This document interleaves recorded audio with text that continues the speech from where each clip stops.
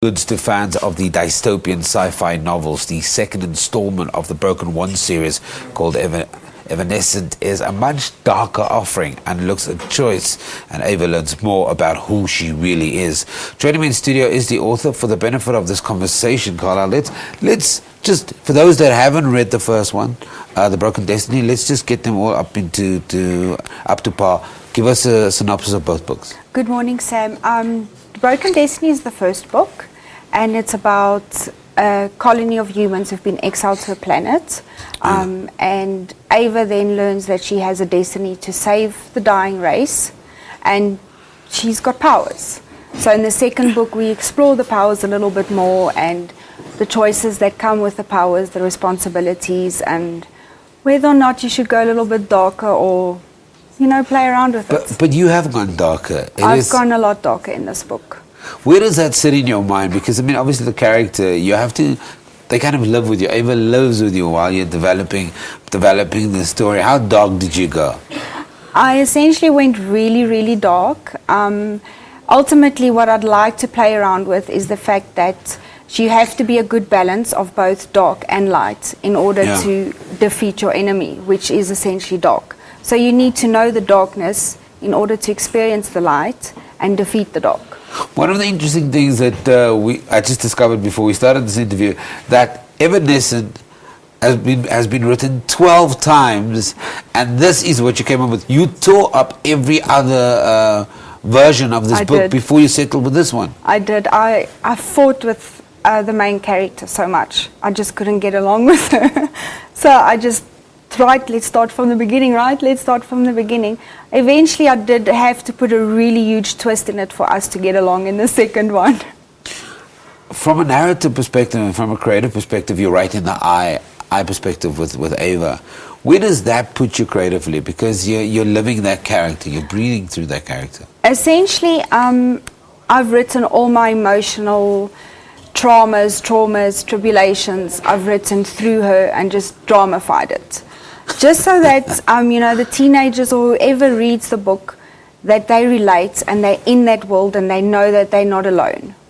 Why was freedom of choice such a compelling thing to write about? Because here you look at the theme of freedom, but you also look at just how far you can take that freedom of choice. Why was that such a compelling thing to write about? I think coming from a Christian background and our promise from God saying that we will always have freedom of choice, it's a tricky thing. Yeah. Because there's so much choice out there, and I think you need to explore your choices to learn who you are, to learn who you want to be and where you're heading in life. That's very wise. Let's talk about some of the awards now, because this book has already picked up the YARTR Literary Award for Best Sci-Fi 2013. It's been voted as the top 65 most anticipated indie books of 2013. You're also been nominated for Best Indie Book, Book Cover. You're now up for the Utopia 2015 nominee. It just keeps on coming. Thank you, Jesus. Yeah. Really, I've been amazed at how far I've come in such little time. I'm very emotional because without Jesus, without my husband, without my kids, I couldn't do it. And you're off to Texas to go and compete against the world's best in that category. What does that say about the quality of work, Carlyle, that's coming out? It's not, remember, it doesn't just stop by the writing. Yeah. It's your presence after that. And by the way, let me just mention that in actual fact, it's not for the previous work, it's for two brand new books that you've written as well. That was also a series. Yes. That's insane.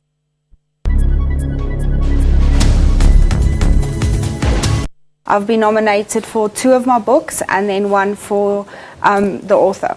How do you run 2 series? Because I can only imagine that with Ava, this becomes part of your life. Yeah. Somebody that's going to develop, maybe eventually, we don't know where you're going to take her, and then you've got another series. How do you strike the balance between 2 series? I think that could be incredibly difficult.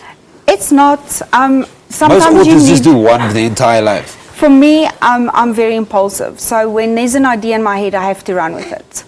And yes, sometimes it's a bad thing because the people are waiting for the series to be finished, but if my heart's calling to another story, I give it my all. And Okay. I think that's what makes my story so good, is that I go all in emotionally and I wrap it up and then carry on with the next story. And another stunning fact is that you write your books within 4 to 6 months. That's absolutely insane. Where's Ava going to go next for fans? Or can you let us know?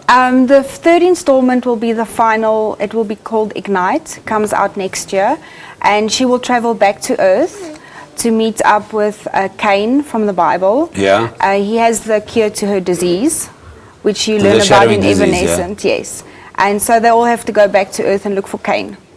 Okay, we wait for the third installment. We'll invite you back. The author Carlyle Labuschagne talked to us about the second installment of the Broken Ones series called Evanescent. You've got to get the first one. It's called The Broken Destiny, and this one is Evanescent, all available in good bookstores, and it's award-winning books.